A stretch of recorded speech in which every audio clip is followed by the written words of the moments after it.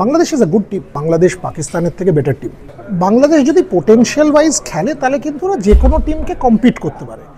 বিশ্বাস করতে হবে যে ইন্ডিয়ার মতো একটা টিমকে হারানো যায়। ইন্ডিয়া সেটা জানবে যে এই ধরনের উইকেটে Mustafiz is a good player. দেখুন, বাংলাদেশ ভারত চিরকালই কিন্তু একটা ইম্পর্টেন্ট রাইভালরি, মানে এটা আমি নিউ এশিয়ান ডার্বি বলে অনেকবার লিখেছি এবং গতকাল আমার শোতেও বলেছি।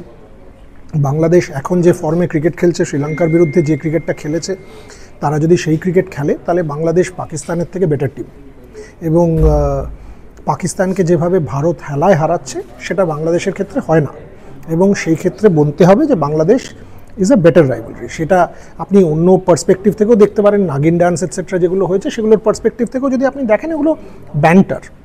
বাট বাংলাদেশে অনেক ভালো ক্রিকেটার আছে। আগের দিন তৌহিদ হৃদয় যে ইনিংসটা খেলেছে, চমৎকার ইনিংস। দেখো, মেন্টালিটি ওয়াইজ আমি এখন দেখি অনেক ক্রিকেটার ইন্টারন্যাশনাল কম্পিটিশনগুলোতে খেলে, আইপিএলে খেলে, ভালো খেলেছে।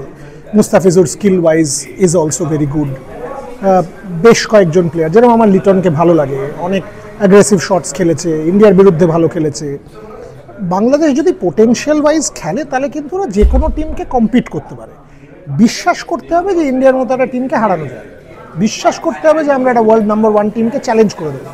অনেক সময় আমি দেখেছি যে বাংলাদেশ ভালো খেলছে, বাট ওই ক্রাঞ্চ টাইমের 5 ওভার, 2 ওভার, 3 ওভার, ওই ক্রিটিক্যাল মোমেন্টটা জিততে পারে না, ওইখানে ম্যাচটা বেরিয়ে গেল। সেইখানে একটা বড় দলের সাথে ভারের ডিফারেন্স হয়ে যায়। যদি ওই ডিফারেন্সটা মেক আপ করা যায় তাহলে কিন্তু Bangladesh can be competitive against any team. এই পিচে স্লোইশ উইকেট কাটার ওই ব্যাক অফ দ্য হ্যান্ড থেকে করা ভেরিয়েশন অফ পেস, বাংলাদেশের কাছে ভালো স্পিনার রয়েছে, সব দিক থেকে দে আর গুড সাইড। আগের দিন 170 চেস করে দিয়েছে শ্রীলঙ্কার এগেনস্টে। সবাই শ্রীলঙ্কাকে নিয়ে এত কথা বলছিল।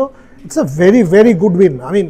Very good win. আমার সাথে ফিল সিমন্সের অত্যন্ত ক্লোজ বন্ধুত্ব আছে। আমি জানি টিমটাকে নিয়ে অনেক কাজ করেছে ফিল, আর আমি নিজে অনেক শো করেছি, অনেক কাজ করেছি। I know he is a good coach.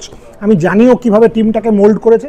Bangladesh is a good team. দেখো, আমি বারবার বলেছি, মুস্তাফিজ ইন্ডিয়ার এগেনস্টে 2015 ওই টুর্নামেন্ট, ওই সিরিজটা থেকে নিয়ে চিরকাল ভালো খেলে এসছে, এবং ওই যে back of the hand, variation of pace, আইপিএলে খেলার অভিজ্ঞতা, বড় টিমে খেলার অভিজ্ঞতা, সব মিলিয়ে he is the x factor player. India সেটা জানে, ইন্ডিয়া সেটা জানবে যে এই ধরনের উইকেটে Mustafiz is a good player. But having said that, ইন্ডিয়ার ব্যাটিংটা এখন এমনই, সেটা অভিষেক শর্মা, শুভমান গিল থেকে শুরু করে সবাই, এমনই একটা ফায়ার পাওয়ারের ব্যাটিং যে ওটা difficult to contain that batting. প্রথম বলে 6 মেরে দিচ্ছে, ওই রকম একটা হাই প্রেশার গেমে পাত্তাও দিচ্ছে না কাউকে। 6 ওভারে 70 রান, 8 ওভারে 100, এই ব্যাটিংটাকে কন্টেন করা ডিফিকাল্ট। অধিনায়কত্বটা ভালো দেখছি, ব্যাটিং আরও বেটার করতে পারে। স্টার্ট পেয়ে যাওয়ার পরে সেটাকে ছুড়ে দেওয়ার কোনো মানে হয় না। ইন্ডিয়ার ক্ষেত্রে যদি দেখেন, তাহলে যখন শুভমান গিল স্টার্ট পেয়ে যায়, কনভার্ট করে 50-এর কাছে চলে যায়। সেইখানে যদি স্টার্ট পেয়ে যায় তাহলে কনভার্ট করতে হবে, যেরকম Abhishek Sharma match winning innings খেলে দিয়ে চলে গেলেন।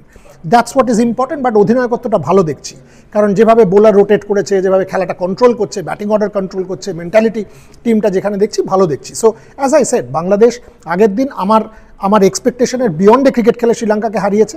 আমি ভাবিনি যে 170 তারা চেস করে দেবে। তাই India should be very careful কীভাবে তারা বাংলাদেশকে হ্যান্ডেল করে। একবারও আন্ডার এস্টিমেট করা যায় না।